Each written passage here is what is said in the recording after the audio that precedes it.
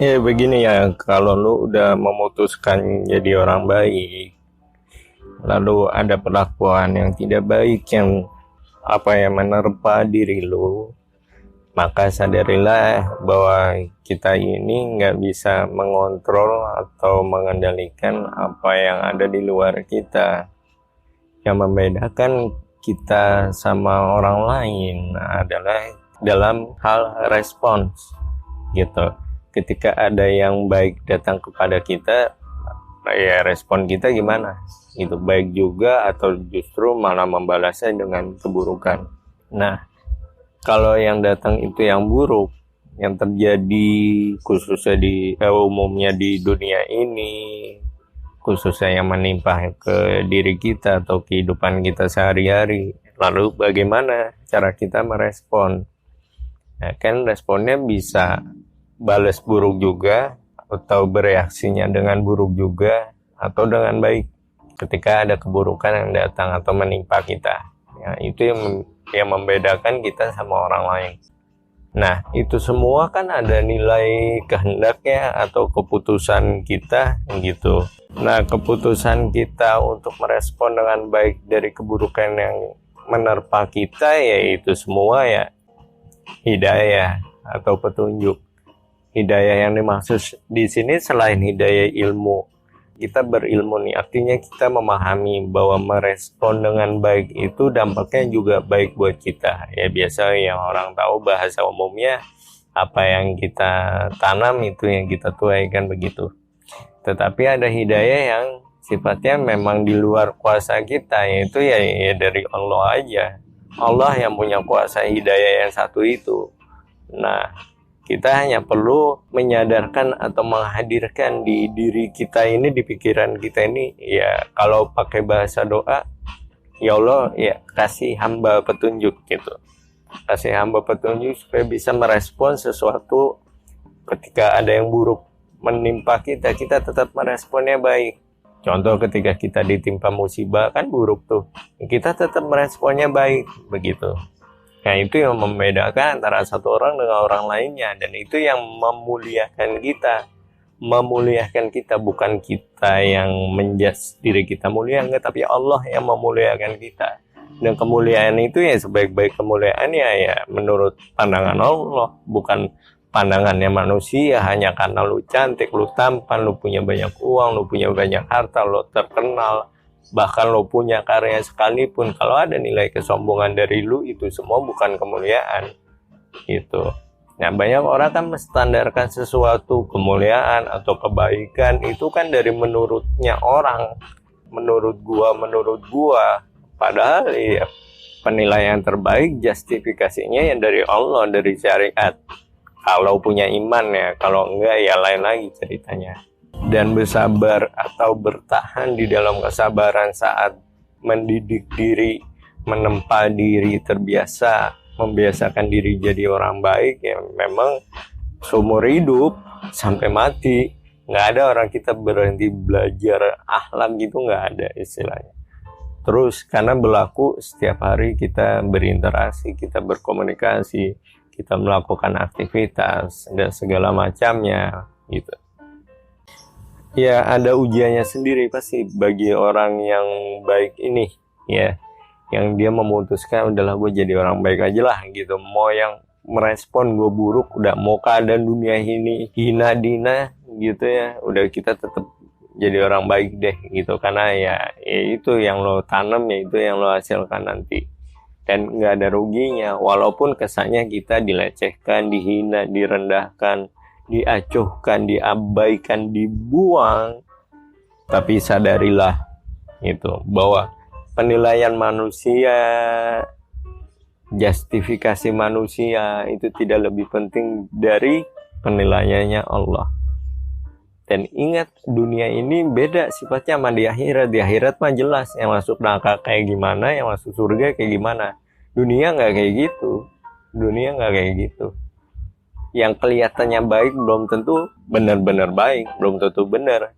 Yang kelihatannya hina diabaikan, ya belum tentu buruk gitu. Masa hanya karena kita ngeliat orang misalkan pakaiannya deh dari segi penampilan pakaiannya biasa aja, terus kita judge dia bukan orang yang baik, bukan orang yang benar, nah itu kebodohan yang lainnya lagi gitu. Kita harus tetap setia terhadap kebenaran, harus jangan bosen jadi orang baik. Jadi orang baik itu menenangkan hati gitu. Ini mungkin nggak terasa happy long last, lo nggak terasa bahagia long last, dan yakinilah bahagia itu, senang itu, happy itu emang bukan tempatnya di sini. Ya kan lo semua tahu, semua sifatnya sementara. Yang di dunia ini sifatnya sementara. Kita hidup sementara, ya tentu bahagia juga sementara. Emang yang lu lihat mereka pada bahagia itu, walaupun nggak kenal syariat, mereka bahagia, emang murni bahagia? Enggak, bisa aja fake smile, bisa aja fake happy, yang sebenarnya dia nggak bahagia. Ada orang yang bahagianya cuma malam, pagi dia harus sadar, dia harus move on gitu. Bahagia macam apa begitu? Ya mereka juga yang merasa sedih, yakinilah itu juga sementara gitu.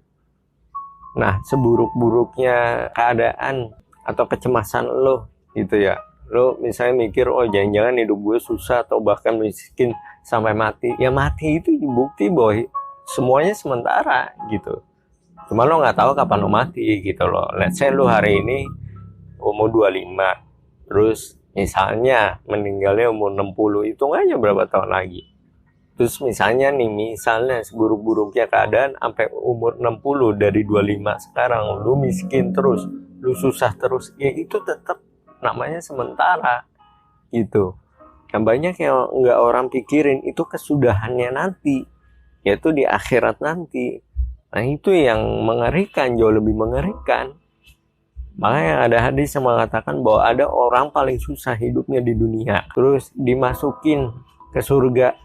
Tuh ditanya gimana rasanya, dibilang nggak inget tuh susahnya dulu di dunia kayak apa. Padahal cuma di tes doang, ibaratnya celup doang gitu. Itu ditanya sama lo rasanya gimana. Terus kamu pernah ngerasain kesusahan nggak sebelumnya? Lupa. Itu cuma sebentar doang loh. Nah gue kalau udah ngomong ini tentu butuh iman ya. Yang nggak punya iman juga ya, ataupun yang berbeda keyakinan juga bisa aja ngikutin gitu, sekedar sebagai pengetahuan bahwa kehidupan nanti setelah kematian itu jauh lebih krusial, jauh lebih menakutkan, menegangkan. Sampai akhirnya orang masuk surga baru nggak ada tegang gitu. Dan masalahnya nggak ada tempat kembali gitu. Kalau kita masih di dunia mas, selama belum mati mah kita ya itu orang khilaf, orang bikin salah gitu ya, orang bikin maksiat, dosa, ya masih bisa tobat. Dosa apapun kan diampuni, nggak ada yang nggak diampuni kalau mau tobat terus sebelum mati. Nah yang bahayanya kalau udah mati nggak ada kesempatan lagi untuk bertaubat, atau kalau dalam secara umumnya matahari terbit dari barat ya udah nggak ada lagi pintu taubat, ya udah. Ya anggap aja ini curhatan gue yang last minute ini, bahwa kenapa gue pribadi lebih aware terhadap urusan akhirat gue ya karena sederhana sih, nggak bisa ngulang, nggak bisa restart bro sis, nggak bisa gitu, udah mati kelar semuanya, udah tinggal nunggu judgement lagi. Jadi ya maksud gue kesyukuran hidup gue pribadi nih, ketika ya selama gue masih hidup, sesulit apapun keadaan gue hari ini, ya tetap yang dikedepankan adalah ini, bayangan di pikiran kita tuh ya udahlah ini semua sementara gitu. Ya gue hidup nggak akan abadi.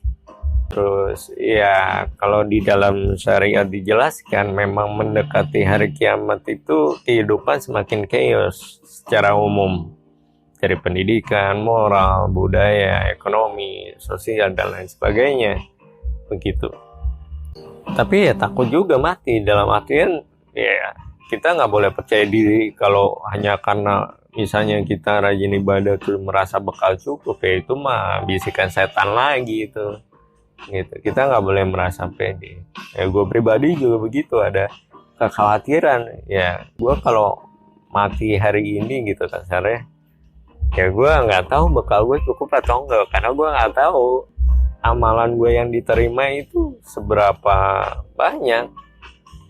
Ya sadari deh, kalau hidup di dunia aja orang banyak terkecoh, kok nggak mau sih kalau ditawarin surga gitu. Walaupun secara lisan ya kalau ditanya mau masuk mana, jawabnya surga kan begitu. Tapi ya apa yang di mulut terucap kadang berbeda dari apa yang kenyataan yang dilakukan dalam hidupnya. Tidak mencirikan bahwa dia ada inisiasi mau ke surga, tapi malah ke neraka gitu ya, karena fitnah itu tadi. Jadi kalau lu sering dengar gua ngomong fitnah, itu artinya ujian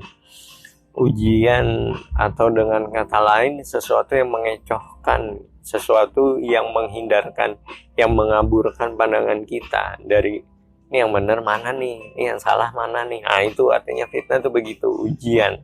Just like pilihan ganda deh, soal pilihan ganda di antara pilihan A sampai E kan ada yang benar, tapi cuma satu kan, yang lain salah kan. Sebenarnya kita udah melihat jawabannya tapi nggak tahu. Nah tentu untuk kita bisa menjawab soal, ya kita harus berilmu, tahu mana jawabannya. Untuk menjawab soal tersebut ya kita harus belajar. Sama kehidupan juga begitu. Kalau kita tahu hidup adalah ujian, ya ujian itu nama lainnya adalah pengertian dari fitnah begitu.